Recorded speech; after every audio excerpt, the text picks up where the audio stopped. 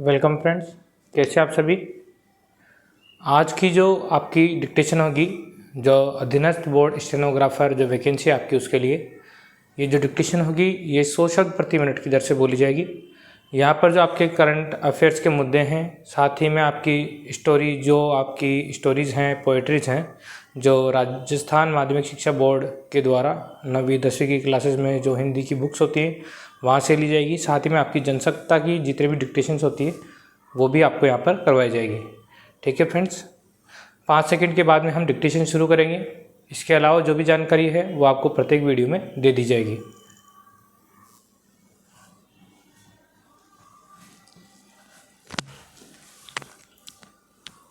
Start. महोदय, कुछ दिन पूर्व में अपने शांतिपूर्ण परमाणु विस्फोट वाले स्थल की यात्रा पर गई थी। मैं एक बार फिर कहना चाहूँगी कि हमारे परमाणु वैज्ञानिकों ने जो सफलता पाई है उसके लिए राष्ट्र अपना आदर व्यक्त करता है।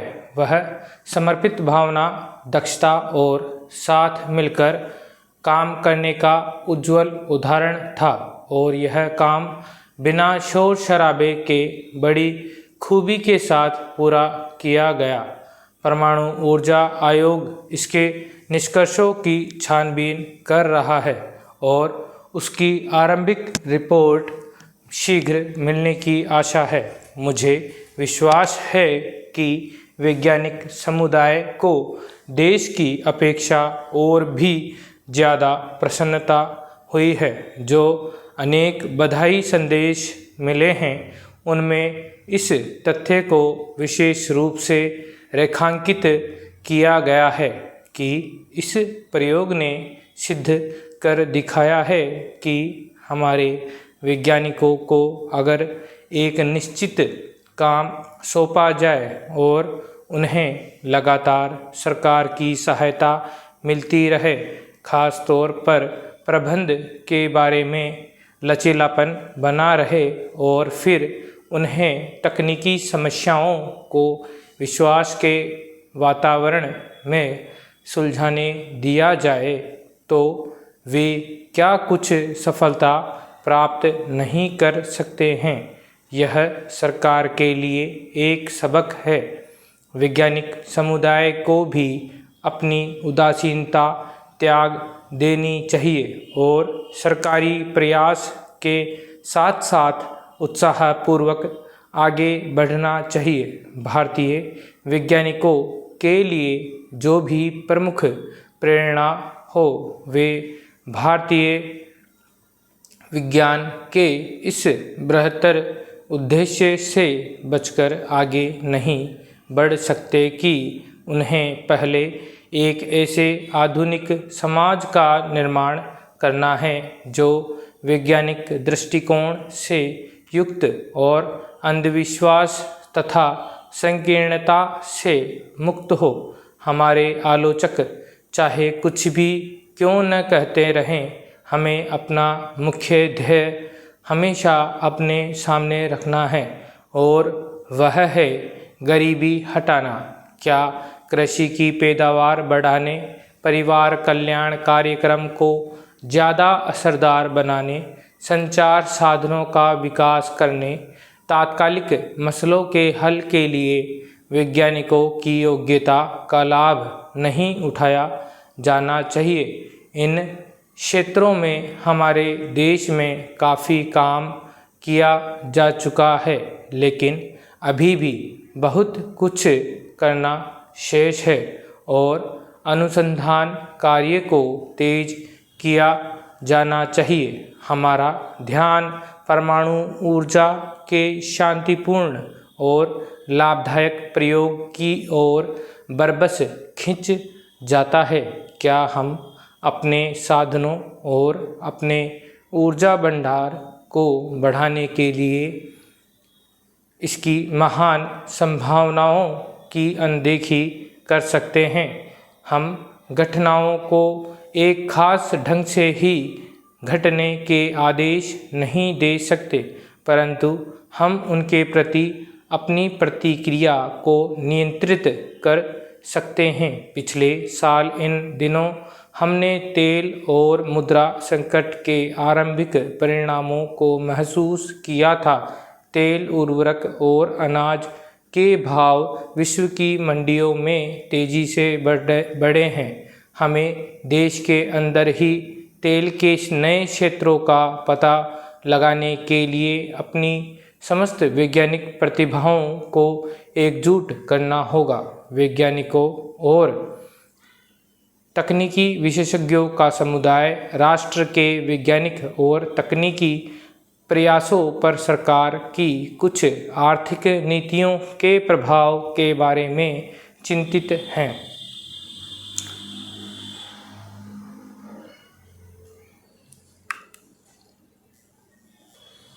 आम चुनाव के दौरान पक्ष और विपक्ष के गठबंधनों में जैसी गहमा-गहमी, जिस तरह के आरोप प्रत्यारोप देखे गए, विपक्षी पार्टियों ने निर्वाचन आयोग पर पक्षपातपूर्ण रवैये के आरोप लगाए और मशीनों में मतों की गड़बड़ी की आशंका व्यक्त की गई।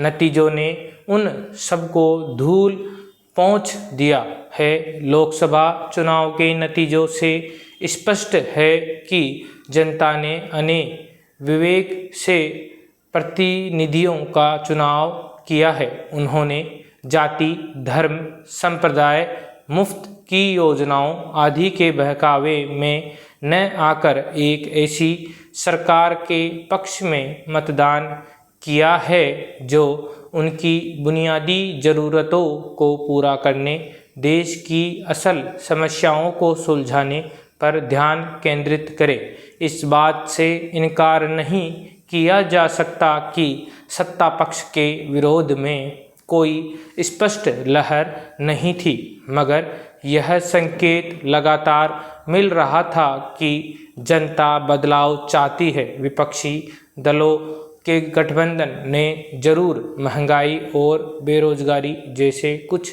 बुनियादी मुद्दे उठाए थे, मगर सत्ता पक्ष ने उन्हें किनारे करने की हर संभव कोशिश की। वह लगातार भावनात्मक मसले उठाता रहा, पर लोगों ने चुप रहकर लोकतांत्रिक मूल्यों के प्रति अपनी निष्ठा व्यक्त की। इसका सबसे बड़ा प्रमाण उत्तर प्रदेश के नतीजे हैं। वहाँ अयोध्या में राम मंदिर निर्माण को सत्ता पक्ष अपनी बड़ी उपलब्धि के रूप में पेश करता रहा, मगर वहाँ के लोगों ने उसे नकार दिया। यहाँ तक कि अयोध्या के भाजपा प्रत्याशी को भी अपना समर्थन नहीं दिया। चुनावों में हर राजनीतिक दल अपना गणित बिठाने की कोशिश करता है। जाति और धर्म का समीकरण इसमें बहुत मायने रखता है, पर इस बार वह समीकरण भी बहुत कारगर साबित नहीं हुआ। बेशक भाजपा सबसे बड़ी पार्टी के रूप में उभरी है, मगर जनादेश उसके खिलाफ ही कहा जा सकता है। वह अपने बल पर पूर्ण बहुमत की संख्या नहीं जुटा सकी, जबकि इस चुनाव में भाजपा ही सबसे साधन संपन्न पार्टी थी। उसने चुनाव पर जितना खर्च किया उतना सारे दलों ने मिलकर भी शायद न किया हो। प्रचार प्रसार में दूसरे दल उसके सामने फीके पड़ गए थे। संचार माध्यमों पर हर जगह उसकी मौजूदगी नज़र आती थी। फिर भी अपने दम पर 370 और गठबंधन के स्तर पर 400 से पार सीटें जीतने का जो लक्ष्य लेकर वह चली थी, उसके आसपास पहुंचना भी उसके लिए मुश्किल हो गया। इस चुनाव में एक बार फिर क्षेत्रीय दल मजबूत होकर उभरे हैं। इससे भी साबित होता है कि लोगों के लिए निजी समस्याएं और स्थानीय मसले ज़्यादा अहम थे। चुनाव के बाद हर राजनीतिक दल अपनी सफलता या विफलता की समीक्षा करता और उससे आगे के चुनावों के लिए सबक लेता है। वह जब सब होगा, पर महत्वपूर्ण यह है कि जनादेश को समझा जाए। यह केवल सीटों के बंटवारे में जाति धर्म का समीकरण बिठाने और गठबंधन में पार्टियों के मतों के परस्पर जुड़ जाने का नतीजा भर नहीं है। इसमें सत्ता पक्ष के प्रति लोगों की निराशा और उदासीनता भी ध्वस्त होती है। मुफ्त के राशन और कुछ अन्य सुविधाएं लोगों में जीवन की बेहतरी का भरोसा नहीं जगा पाई। इससे यह स्पष्ट हो गया कि सत्ता पक्ष जिन सुविधाओं और आर्थिक तरक्की को अपनी उपलब्धियां बताता रहा, उन पर लोगों का विश्वास नहीं बन पाया।